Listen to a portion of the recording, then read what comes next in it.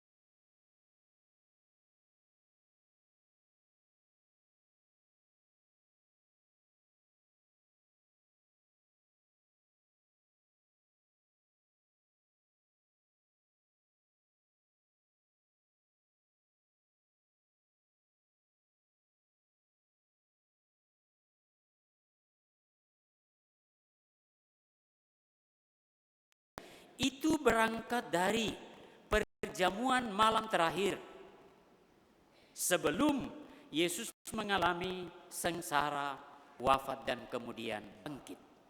Dan pada saat itulah dalam perjamuan terakhir, dalam bacaan kedua tadi, Yesus mengatakan, memesankan, lakukanlah ini sebagai kenangan akan daku. Maka setiap kali kita merayakan Ekaristi, seperti pada hari ini, kita mengenangkan Tuhan yang mengorbankan dirinya, mempersembahkan dirinya untuk keselamatan kita manusia. Oleh karena itu ada beberapa hal yang perlu kita sadari dalam setiap perayaan Ekaristi, seperti pada hari raya tubuh dan darah Kristus ini. Yang pertama, dalam Ekaristi, di sana ada cinta yang sesungguhnya, cinta yang sejati yang kita rayakan. Cinta yang sesungguhnya, cinta yang sejati yang kita rayakan adalah cinta Tuhan kepada kita manusia yang berdosa. Dia mau mati di kayu salib, memberikan tubuhnya untuk kita santap demi keselamatan kita, menebus dosa-dosa kita manusia. Cinta. Maka Bapak, Ibu, dan Saudara terkasih, hari ini kita merayakan cinta. Supaya kita merayakan cinta yang sejati, tadi kita awali dengan pemeriksaan batin. Saya mengaku kepada Allah dan seterusnya. Apa maksudnya itu? Kita mau berdamai dengan Tuhan, kita mau berdamai dengan sesama supaya kita bisa merayakan cinta. Maka kalau tidak ada perdamaian dengan Tuhan dan sesama, tidak bisa menyambut komuni. Karena yang kita sambut adalah Tuhan yang mencintai kita. Kalau Anda berangkat dari rumah, mungkin salah satunya lambat bangun, apakah suami atau istri, membuat tidak nyaman ke gereja, lalu akan merayakan Ekaristi, ada kesempatan pada pemeriksaan batin untuk saling mengampuni dulu, memaafkan, supaya bisa merayakan cinta. Ya, itu sama dengan anak-anak sekalian. Kalau ada hubungan yang tidak baik dengan Allah atau dengan sesama, kita mohon ampun dalam pemeriksaan batin, baru kita bisa merayakan cinta. Kecuali kalau ada dosa berat, dosa besar, maka tidak cukup dengan pemeriksaan batin tadi. Harus menerima sakramen tobat seperti yang kamu terima pada beberapa hari yang lalu. Maka kali lalu saya ingatkan pada anak-anak dalam sakramen tobat, kamu tidak menerima sakramen tobat hanya pada hari ini karena akan menerima komuni pertama. Tetapi nanti ke depan kalau ada kesalahan besar atau dosa besar, harus menerima sakramen tobat baru menyambut tubuh Tuhan. Sekali lagi yang kita sambut adalah tubuh Tuhan yang mencintai kita. Ya. Maka Bapak, Ibu, dan Saudara terkasih, perayaan Ekaristi bukan perayaan rutin ya, bahwa ya kita rayakan setiap minggu atau tiap hari. Bukan perayaan rutin. Perayaan Ekaristi adalah perayaan cinta. Dan kita semua hidup dalam cinta, dalam kasih Tuhan. Kalau kasih Tuhan ini tidak dalam diri kita, bagaimana kita mengenal Tuhan? Bagaimana kita mengenal sesama dalam kehidupan ini? Cinta Tuhan terus-menerus harus bertumbuh dengan baik dalam kehidupan ini. Itu yang pertama. Yang kedua, perayaan Ekaristi juga perayaan tentang kemurahan hati. Bermurah hati. Tuhan bermurah hati mengorbankan putranya, ya, mati di kayu salib karena ia mau menyelamatkan kita. Murah hati.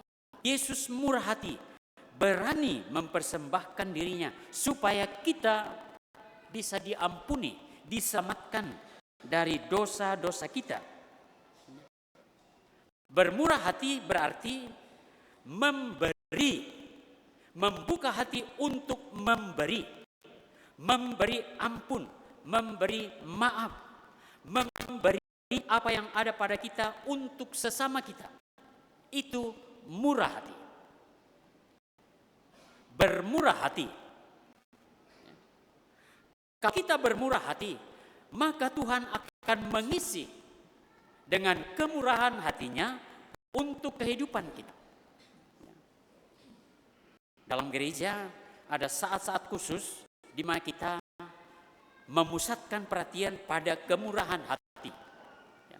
Kadang-kadang ada di mana kita melaksanakan masa-masa di mana kita bermurah hati memberi.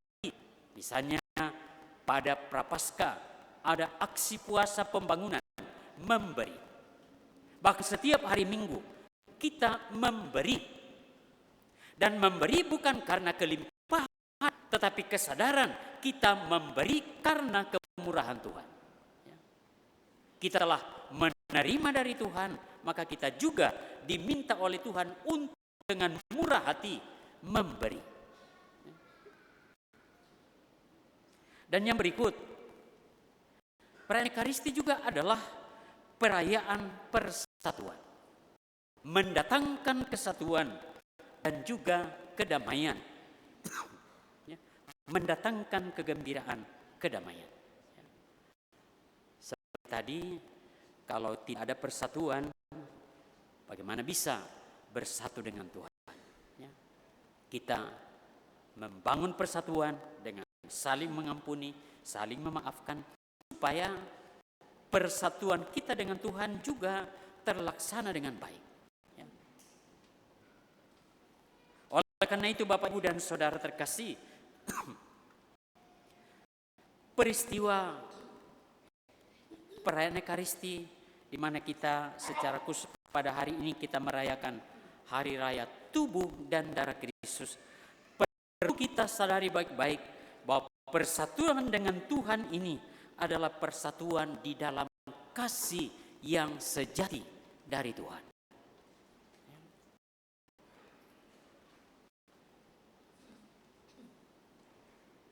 Saya dalam salah satu rapat mendengar informasi dari pelayan tata laksana dan umat kita bahwa sesekali terjadi tubuh Kristus, hosti yang dibagikan ini ternyata ada yang tercecer. Itu berarti mengapa tercecer? Mungkin ada yang sebenarnya bukan Katolik masuk ke dalam gereja ini, apalagi kalau perayaan besar, karena malu duduk sendiri, lalu juga maju ke depan menerima hosti ini dan bawa kembali ke tempatnya dan tinggalkan, tidak dimakan. Nah, mengingatkan kepada kita yang menjadi teman yang juga datang bersama kita dan bukan Katolik, perhatikan baik-baik, tidak maju untuk menyambut tubuh Tuhan ini. Ini bukan lagi roti, tetapi itu adalah tubuh Tuhan yang sudah dikonsekrir dalam Ekaristi. Dan pada saat itu bukan lagi roti, tetapi itu adalah tubuh dan darah Kristus. Dan ini anak-anak sekalian harus sadari baik-baik ya. Yang kita sambut itu adalah tubuh Tuhan, darah Tuhan, bukan roti dan anggur, bukan. Ya. Banyak mujizat yang terjadi tentang Ekaristi untuk menyampaikan kepada kita bahwa roti yang sudah dikonsekrir, diberkati oleh imam yang di dalamnya Kristus hadir sendiri mempersembahkan tubuhnya itu, menjadikan roti yang dikonsekrir itu menjadi sungguh-sungguh tubuh Tuhan. Dan kepada kita sekalian, kepada saya, kepada Bapak Ibu, apakah kita sungguh pada penghargaan dan penghormatan pada tubuh Tuhan yang kita sambut itu? Ya. Dan kembali kepada poin-poin tadi, apakah cinta sungguh hadir dalam diri kita? Apakah kemurahan hati sungguh terjadi? Apakah persatuan dengan Tuhan dan sesama sungguh ada supaya kita pantas dan layak untuk menyambut tubuh Tuhan itu?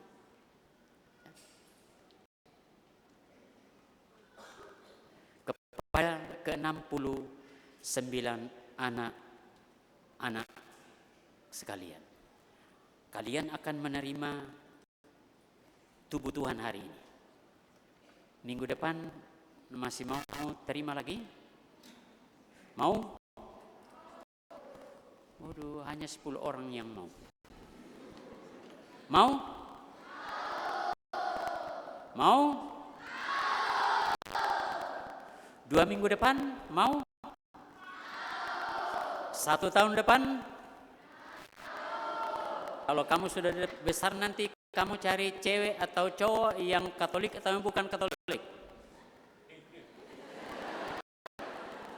Hah? Mau cari cewek Katolik atau cowok Katolik? Nah, bingung dia.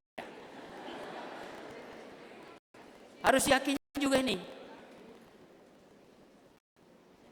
Seandainya saya masih kecil, saya akan menjawab begini. Saya akan mencari cewek biar yang tidak Katolik, tetapi saya mau ajak masuk Katolik. Begitu. Ya. Jangan kamu yang diajak untuk pindah dari Katolik. Mengapa? Karena hanya dalam gereja Katolik ada sakramen Ekaristi, di mana kita bersatu dengan Tuhan. Maka para orang tua, kalau anak-anak Anda mulai mencari pasangan, ingat supaya cari yang Katolik. Ya. Atau kalau memang jodohnya belum Katolik, ajak supaya mengajak calonnya masuk Katolik. Ya. Amin. Betulkah? Harus yakin ini ya, karena ya, sekali lagi sungguh istimewa perayaan Ekaristi ini tidak ada di tempat lain, hanya dalam gereja Katolik. Ya. Hanya dalam gereja Katolik yang kita sebut sebagai sakramen. Bersyukurlah, maka bersyukurlah kita mempunyai perayaan Ekaristi, di mana kita sungguh-sungguh bersatu dengan Tuhan dalam menyambut tubuh Tuhan. Maka mari kita bersatu dengan Tuhan, memelihara terus-menerus sakramen Ekaristi ini dalam kehidupan kita. Dan kemudian setelah kita bersatu dengan Tuhan, mari mengambil bagian untuk membagi Tuhan ini di dalam kehidupan kita.